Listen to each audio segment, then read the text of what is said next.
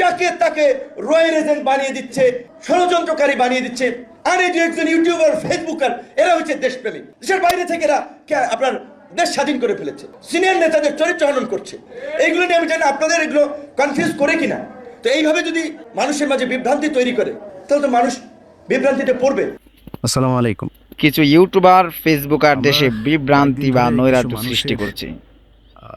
পিনাকি ও সাংবাদিক ইলিয়াসকে উদ্দেশ্য করে এমন বিস্ফোরক মন্তব্য করেন বিপিনুর। এমন মন্তব্যের তীব্র নিন্দা জানিয়ে কড়া সমালোচনা করলেন সাংবাদিক ইলিয়াস হুসাইন। অনেকে দেখছি যে ইনি একটা জিনিস বোঝানোর খুব চেষ্টা করছে যে জিনিসটা খুবই হাস্যকর। বাংলাদেশে টো বলে কোনো কিছু নেই, ভারতীয়। তিনি বলেন, নূর কিছু মোটা অঙ্কের টাকা পেয়েছে, যে টাকা তাকে বাধ্য করেছে এসব কথা বলতে। এখন সে এই ঝুঁকিটা কেন নিল? এইটার পেছনে এমন একটা অ্যামাউন্টের টাকা সে পেয়েছে যেটা তাকে বাধ্য করেছে এই কথাগুলো বলতে। ইলিয়াস আমার বিরুদ্ধে বললো, পিনাকি আমার বিরুদ্ধে বলবে, কনক স্যার বলবে, সমস্যা হবে না। যেটা পেয়েছে এটা বিশাল অঙ্কের, অনেক বড় অঙ্কের একটা অ্যামাউন্ট পেয়েছে।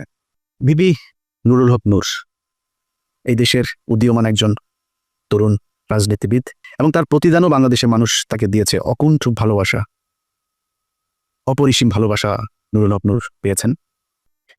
আপনি অস্বীকার করতে পারবেন যে আপনি মুসাদের সাথে দেখা করেন নাই? এটা অস্বীকার করতে পারবেন? আপনি অস্বীকার করবেন, যে বলবেন যে আমি এটা দেখা করি নাই? করতে পারবেন না। কেন করেছিলেন? কোন পরিস্থিতিতে? কোনো পরিস্থিতিতে আপনি করতে পারেন সেটা, কিন্তু আপনি করেছেন। আপনার বাংলাদেশের মানুষ, আমার মনে হয় এর চাইতে বেশি কিছু আর দরকার নাই। এই সাংবাদিক আরো বলেন, বিপিনুর কিছু টাকার জন্য বিক্রি হয়ে গেছে এবং ভিডিও ফুটেজ সহ নানা প্রমাণ দিয়ে বিতর্কিত কথাবার্তার কড়া জবাব দিলেন এই সাংবাদিক। শেখ হাসিনা যখন তাকে ডেকেছিল গণভবনে হওয়ার পরে, তখন কিন্তু সে কিছু কথা বলেছিল সেখানে। কথাগুলো আগে শুনি, তারপরে আমরা পরে আলোচনায় যাই। আমিও যেটা বলেছি যে আমি ছাত্রলীগের কর্মী ছিলাম না, শুধু ছোটোখাটো একটা নেতাও ছিলাম, হলের পোস্টেড ছিলাম। আর আমি বিভিন্ন প্রোগ্রামে গিয়েছি, আমি দেখেছি নেত্রীকে ঢাকা মেডিকেল যখন বার্ন ইউনিটে বিএনপির আন্দোলনের সময় যখন আছে বিভিন্ন অকারেন্সগুলো ঘটে, তখন তিনি গিয়েছেন। আমরা রাস্তার পাশে দাঁড়িয়েছি, তাকে দেখেছি গাড়ির কালো গ্লাস থেকে স্পষ্ট দেখতে পাইনি, টিভিতে দেখেছি। আর আজকে দেখার পরে আমি অনেকক্ষণ চেয়ে রয়েছি। আমি 2.5 বছর বয়সে আমার মা মারা যায়, আর আমার ছোটো ভাইকে এখানে এসেছে, ওর বয়স ছিল তখন 1 বছর। আমার মায়ের এটা আমি যতটুকু মনে করতে পারি, আমি সেটা খুঁজে পেয়েছিলাম আমার প্রাইমারির একজন শিক্ষিকার মধ্যে, আমি যেই প্রাইমারিতে পড়েছি।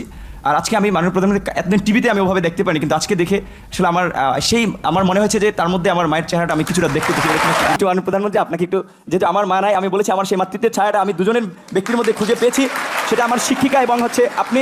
আমি একটু আপনাকে সালাম করতে চাই।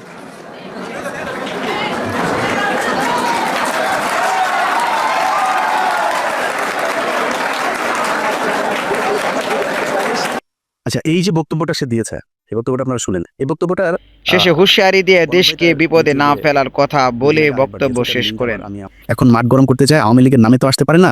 এই মুক্তিযোদ্ধা, বালছাল এগুলির নাম দিয়া মাঠে এসা কি পাবেন না, এ জানি দিয়া একদম পাশার চামড়া ওই গোপালগঞ্জাদের মতো লাল করে ফেলবে।